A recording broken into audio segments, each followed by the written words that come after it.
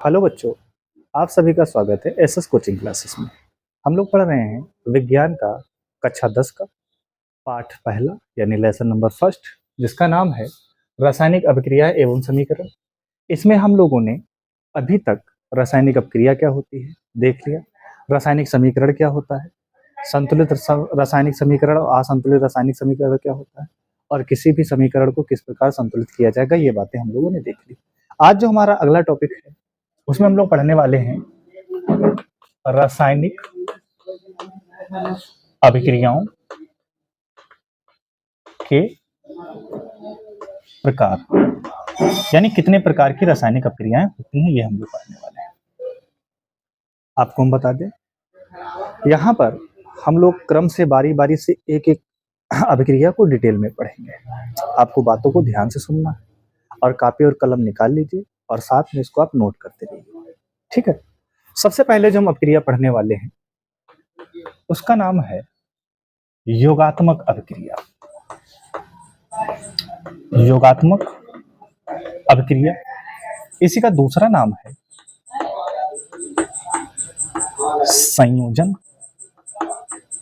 अभिक्रिया, और इसी का है तीसरा नाम जो है वो है संकलन अभिक्रिया।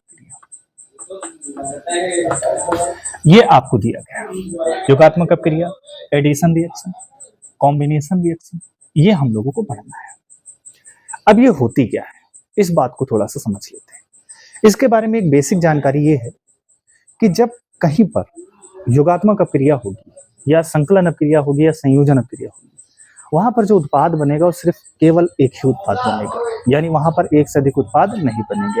अगर कहीं पर एक से अधिक उत्पाद बन रहे हैं, इसका मतलब वो संकलन अभिक्रिया नहीं है। आइए इसको उदाहरण से समझते हैं। पहले उदाहरण देखते हैं, फिर हम इसकी परिभाषा पे बात करेंगे। जैसे आपके पास कार्बन है और मेरे पास कार्बन यानी कोयला है। ये मेरे पास कार्बन है, कोयला है, और मैंने इसको ऑक्सीजन की उपस्थिति में इसको मैंने क्या कराया, दहन कराया। ये आपके दहन अभिक्रिया का भी उदाहरण हो सकता है। मैंने इसका क्या कराया, दहन कराया। दहन कराने पर मुझे यहाँ पर प्राप्त हुई क्या, कार्बन डाइऑक्साइड गैस प्राप्त हुई। ये CO2 क्या है, कार्बन डाइऑक्साइड गैस हमें प्राप्त हुई। तो यहाँ पर हुआ क्या कि एक अभिकारक ये है और एक अभिकारक ये है। मतलब किसी चीज को जुड़ने के लिए मिनिमम कम से कम दो चीजें होनी चाहिए। एक चीज अकेले कैसे जुड़ जाएगी, तो मिनिमम कितनी चीजें होनी चाहिए, दो।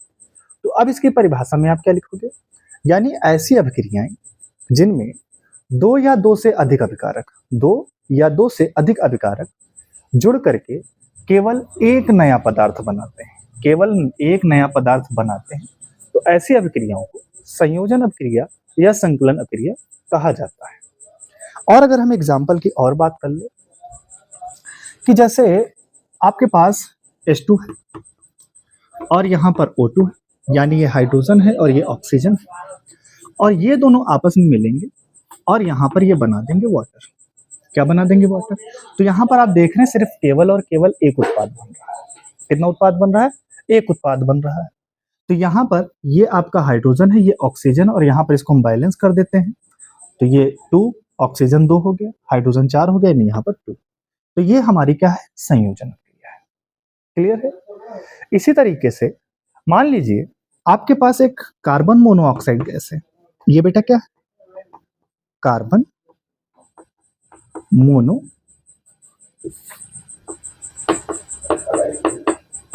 ऑक्साइड गैस है। तो ये कौन सी गैस है, कार्बन मोनोऑक्साइड गैस है। ये बहुत ही जहरीली गैस होती है।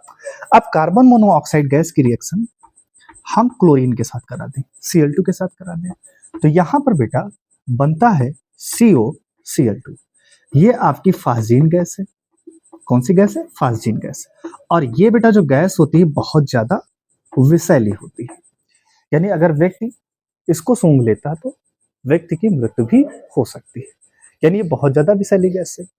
तो यहाँ पर आपसे एग्जाम में योगात्मक अभिक्रिया पूछा जाए, संयोजन अभिक्रिया पूछा जाए या संकलन अभिक्रिया पूछा जाए, तो आपको परिभाषा में क्या लिखना है, दो या दो से अधिक अभिकारक आपस में संयोग करके एक नया उत्पाद या एक नया पदार्थ बनाते हैं, तो ऐसी अभिक्रियाएं संकलन अभिक्रियाएं या योगात्मक अभिक्रियाएं या संयोजन अभिक्रियाएं कहलाती हैं। ये हम लोगों ने पढ़ लिया। यहाँ पर आपको हमने 3 उदाहरण लिखे हैं, आपको एग्जाम में सिर्फ कोई एक उदाहरण लिखना होगा, परिभाषा और आपको एक उदाहरण लिखना होगा। आप इसको जल्दी से नोट करिए, फिर हम इसके बाद देखते हैं अभिक्रिया नंबर 2।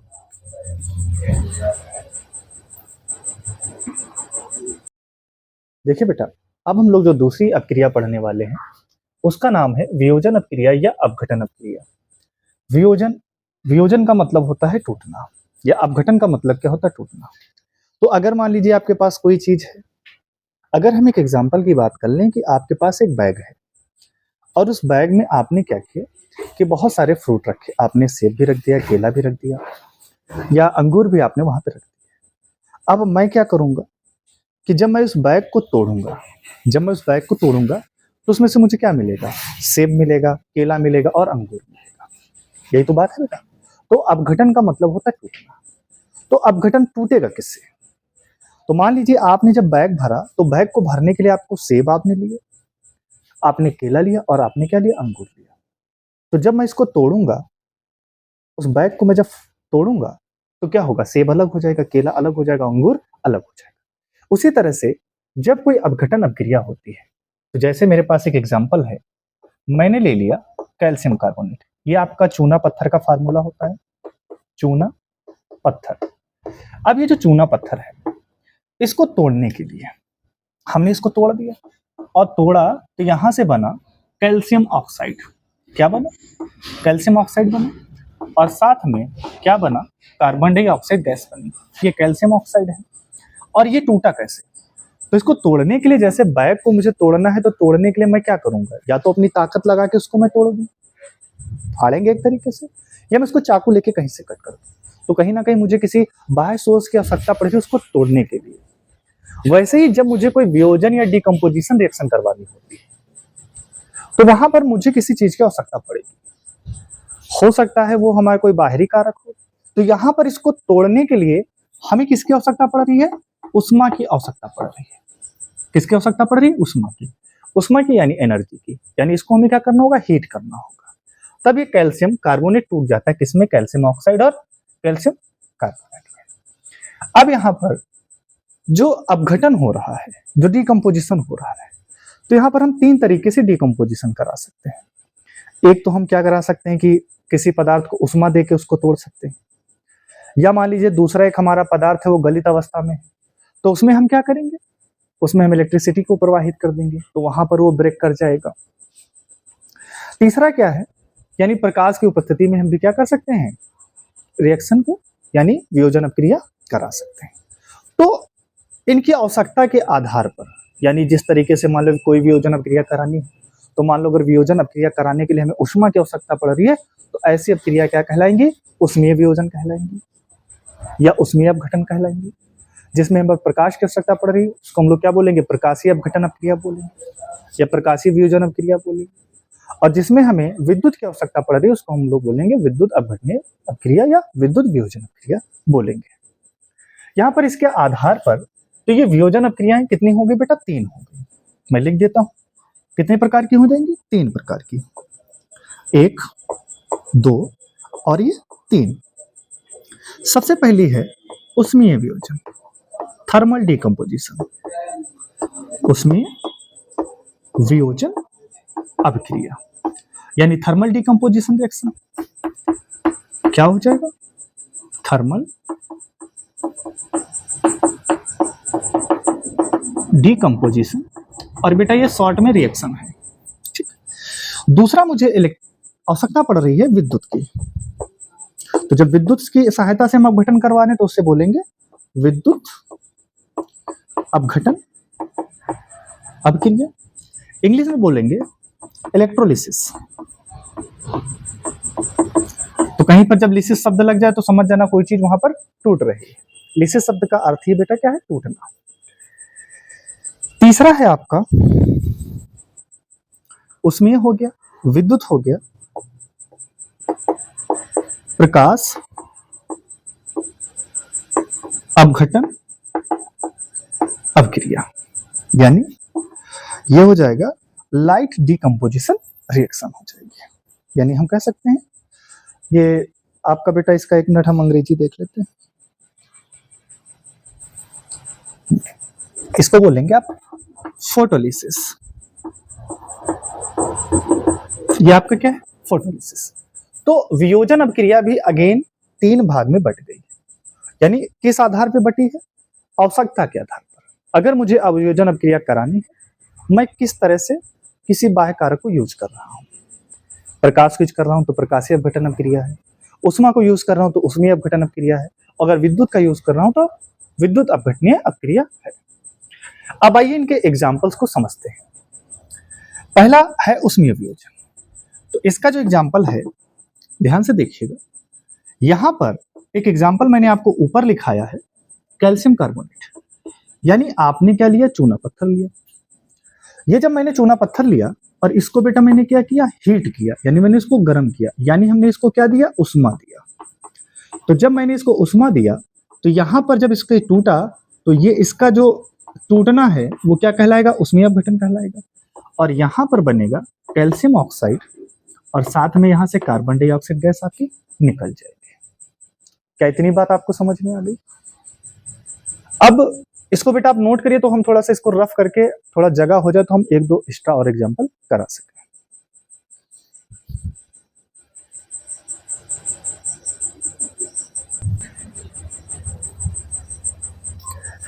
ठीक है बेटा, आप लोगों ने नोट कर लिया। आगे देखिए, यहां पर अगर हम उष्मीय वियोजन का एक और एग्जांपल ले लें तो यहां पर हमारे पास है FeSO4।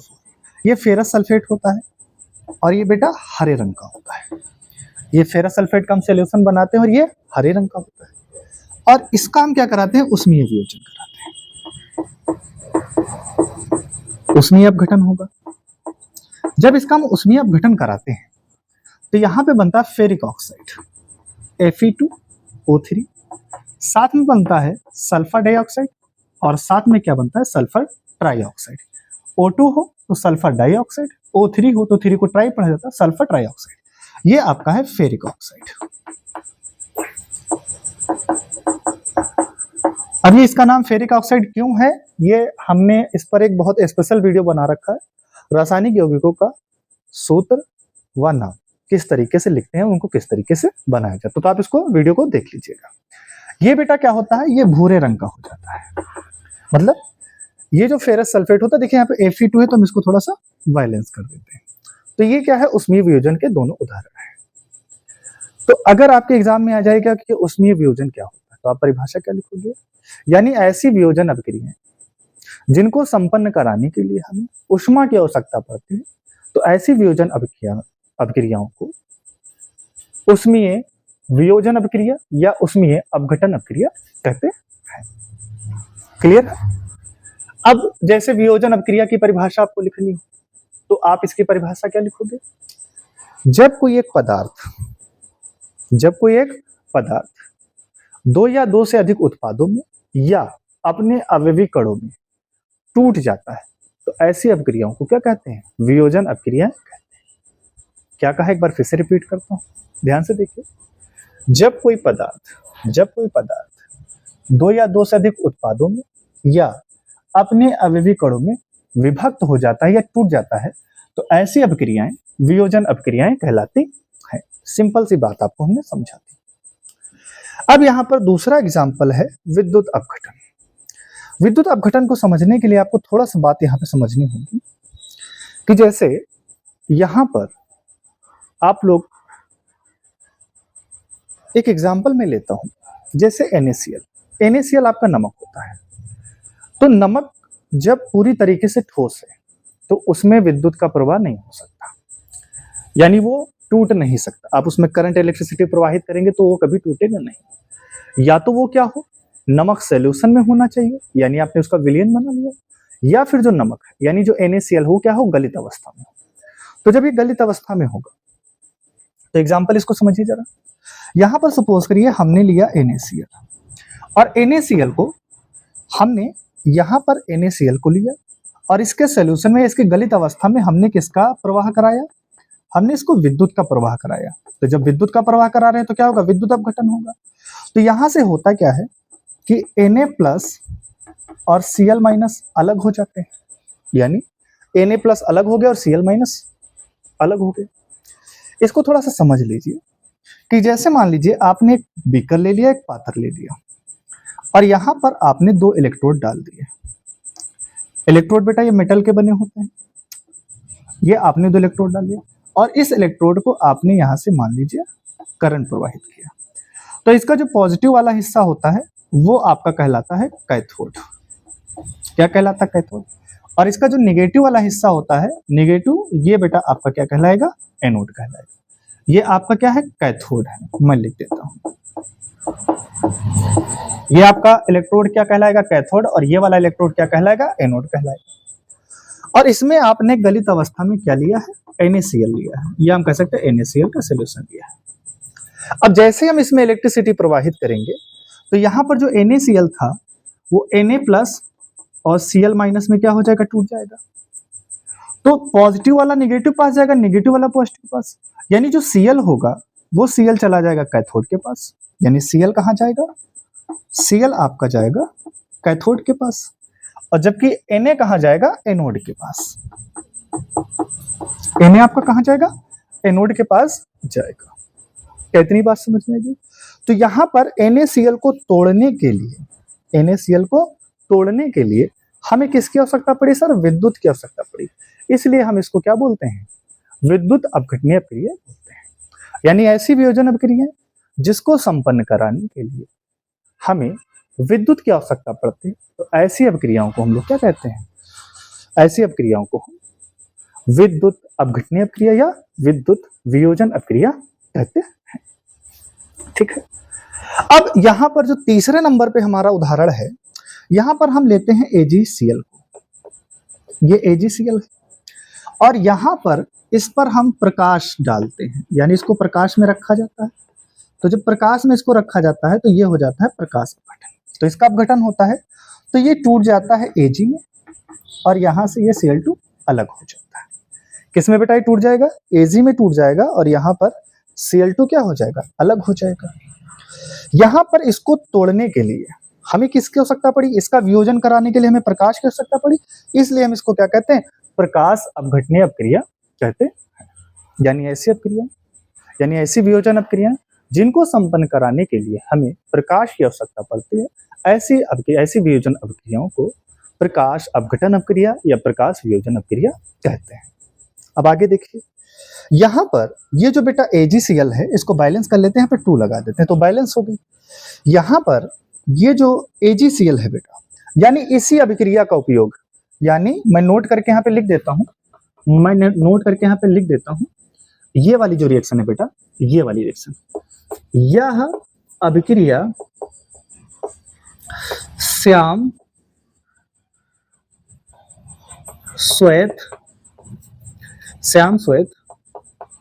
फोटोग्राफी में प्रयोग की जाती है। यानी इस अभिक्रिया का प्रयोग कहां किया जाता है? श्याम श्वेत फोटोग्राफी में किया जाता है। अब श्याम श्वेत का मतलब, कृष्ण भगवान जी को श्याम कहा गया तो वो काले थे, श्वेत का मतलब होता है सफेद। तो यानी ब्लैक एंड व्हाइट फोटोग्राफी, यानी ब्लैक एंड व्हाइट फोटो को खींचने के लिए हम लोग इसी अभिक्रिया का उपयोग किया जाता है। तो इस तरीके से बेटा ये आपकी वियोजन अभिक्रिया कंप्लीट होती है। आप इसको नोट कर लीजिए। अगर आपको किसी प्रकार की कोई समस्या आती है तो आप हमें कमेंट में जरूर बताएं। इसको जल्दी से नोट करिए।